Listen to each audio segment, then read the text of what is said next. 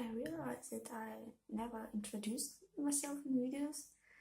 For me, it was always hard to introduce myself in foreign languages because it's hard to explain how your name actually sounds in your native language. I often saw the situation when I tried to write my name in for example in Latin letters for English speaker, but I can't use. I know maybe I'm using the wrong letters to transcribe my name, or maybe they are not like English speaker, or they speak of some other languages and they try to read this name in their other native language, but it's almost always wrong.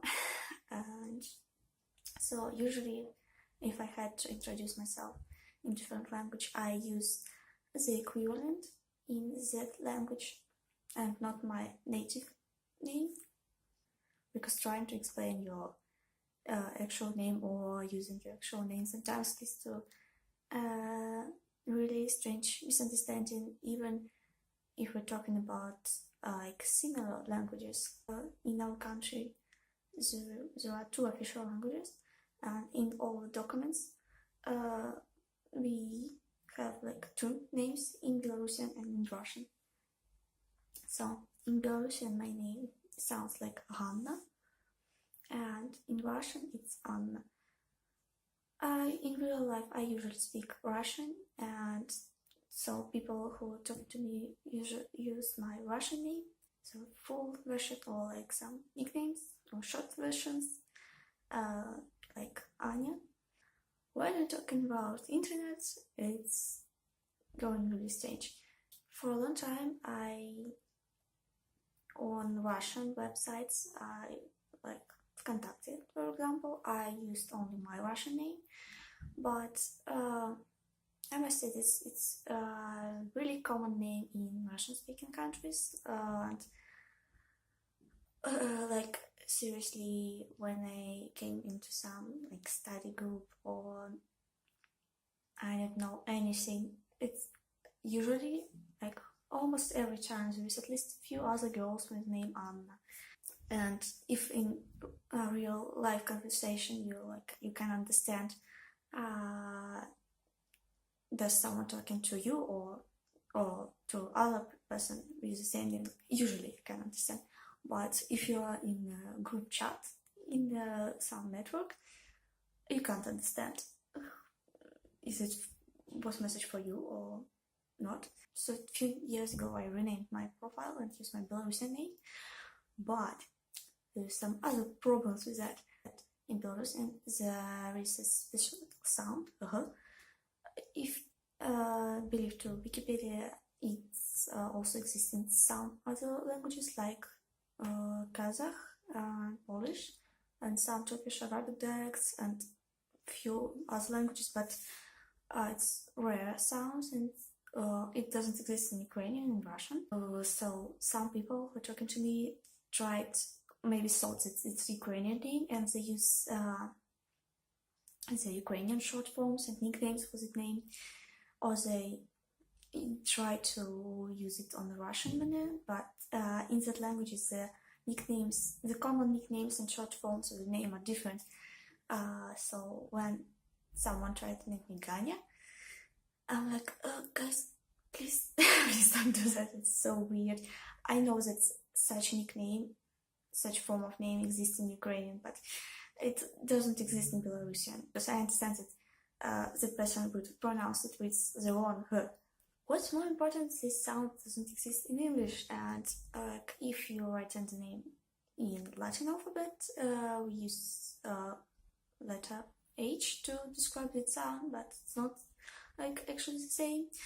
It's if I would describe the sound, it's somewhat between h and French R, but with R, but without trembling, h.